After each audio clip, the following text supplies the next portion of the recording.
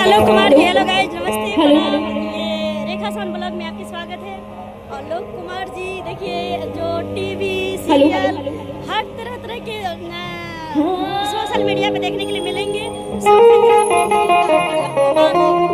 जो इनका गाना काफी वायरल हुआ है, ये प्रयागराज है और सारे लोग इनके फैन हैं। तो आप लोग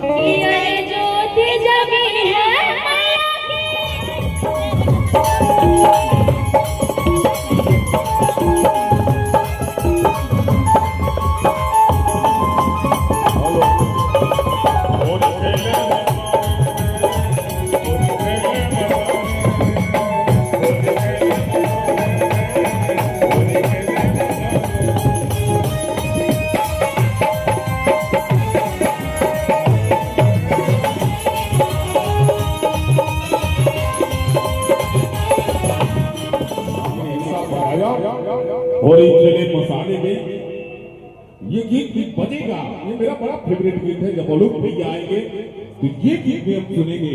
अच्छा, आप गाइएगा ना? संजना जी के बाद आप गाइए।